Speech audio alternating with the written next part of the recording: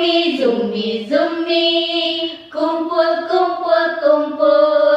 Air, air, air di kaki Ismail. Ayahnya Ibrahim, Siti Hajar ibunya, berlari antara Sofa dan Marwa. Hey!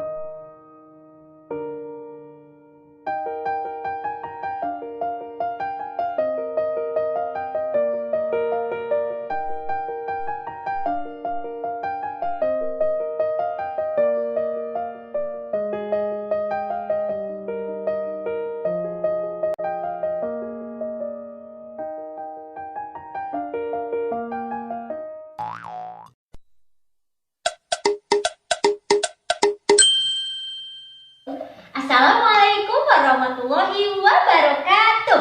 Waalaikumsalam warahmatullahi wabarakatuh. Nah, apa kabarnya teman-teman semua? Alhamdulillah, luar biasa. Allahu Akbar. Alhamdulillah, hebat, luar biasa. Sehat semua ya. Nah, teman-teman, hari ini kita akan mendengarkan cerita tentang kisah Ismail. Kira-kira ceritanya tentang apa ya? Apa ya? Tentang domba. Tentang domba katanya. Iya gitu, tentang domba. Nah, di kisah Ismail kali ini ibu guru semua akan memerankan tokoh-tokoh yang ada di dalam kisah Ismail.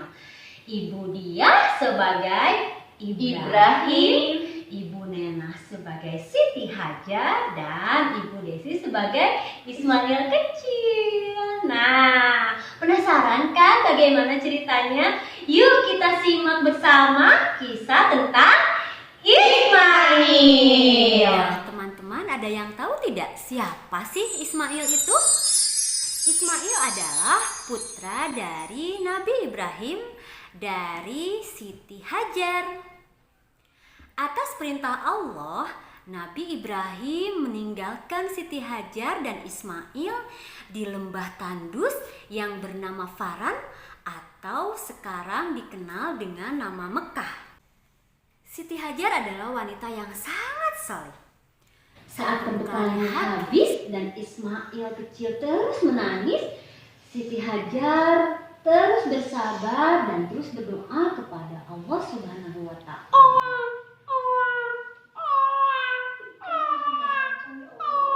Ismail menangis kehausan. Hajar mencari air sambil berlari-lari.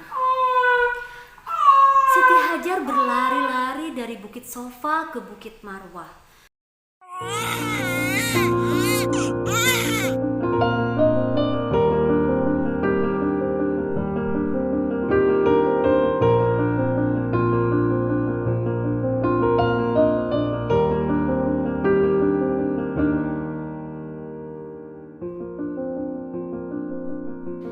Setelah 7 kali melakukan lari-lari kecil, akhirnya keluarlah pancaran air dari kaki Ismail yang sekarang disebut dengan air Zam-Zam.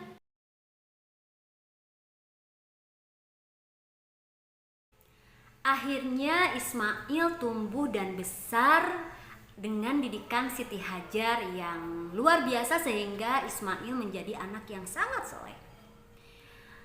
Ujian Allah hadir dalam mimpi. Ismail harus dikurbankan dan tak boleh diganti. Inilah pembuktian cinta Ibrahim kepada Allah yang Maha Rahim. Akhirnya setelah 3 kali bermimpi, Ibrahim menceritakan mimpi tersebut kepada Ismail. Ibrahim berkata bahwa di dalam mimpinya Allah memerintahkan Ibrahim agar menyembelih putranya Ismail. Ismail yang baru saja berusia 9 tahun harus dikurbankan dengan cara disembelih. Disembelih. Wah, kalau teman-teman disembelih kira-kira bagaimana ya rasanya? Dengan ikhlas dan tegar, Ismail menerima perintah Allah Subhanahu wa Ta'ala itu. Maka Nabi Ibrahim pun segera membawa Ismail ke sebuah bukit di Mina. Ketika Nabi Ibrahim akan mengorbankan Ismail, tiba-tiba iblis datang menggoda mereka. Hai Ibrahim, tegakah kau membunuh anakmu sendiri, Ibrahim? Lalu Ismail mengambil beberapa batu dan melemparkannya ke arah iblis. Bismillahirrahmanirrahim. Batu itu mengenai mata kiri iblis hingga buta. Dengan kekecewaan iblis pun pergi. Ia gagal menggoda Ismail. Dan untuk kedua kalinya iblis pun datang menggoda lagi. Hei Ibrahim, apakah kau tega membunuh anakmu sendiri? Dan untuk ketiga kalinya Nabi Ibrahim dan Ismail kecil digoda oleh setan. Hai Ibrahim, tegakah kau membunuh anakmu sendiri?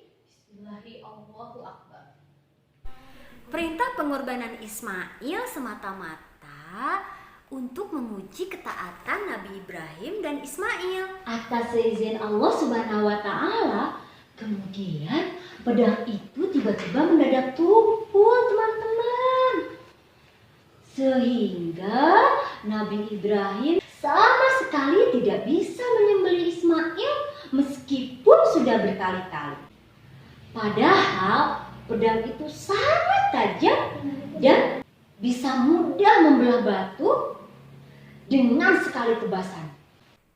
Nah, pada saat Nabi Ibrahim kebingungan, tiba-tiba Allah Subhanahu wa Ta'ala menyuruh malaikat menggantikan pengorbanan Ismail dengan seekor domba dari surga. Bismillahirrahmanirrahim. Domba itu dulu pernah dikurbankan oleh Habil putra Adam. Sejak peristiwa itulah kemudian dikenal dengan ibadah kurban dan rutin dilaksanakan oleh umat Islam setiap tahun pada bulan Zulhijjah hingga sekarang. Nah, teman-teman, itu tadi kisah tentang Ismail. Dari kisah Ismail tadi lahirlah perintah kurban. Nah, dari kisah Ismail juga tadi ada lari-lari kecil yang namanya sa'i dari Bukit Sofa sampai ke Bukit Marwah. Dan dari kisah Ismail ada asal mula terjadinya air Jam-Jam yang sekarang menjadi sumber mata air di kota Mekah. Satu lagi, saat setan menggoda Ismail dan Ibrahim, Ismail lalu kemudian melakukan apa? Lempar jumroh. Ya, lempar batu atau kerikil yang sekarang disebut dengan lempar jumroh. Oke teman-teman, sekian kisah tentang Ismail. Sampai jumpa di kisah-kisah yang lainnya. Assalamualaikum.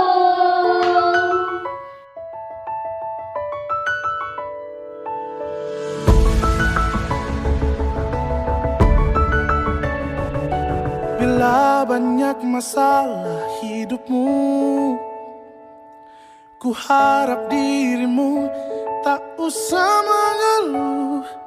Percaya dan yakinkan dirimu, kau bisa mengubah keluh jadi senyum. Tak ada satupun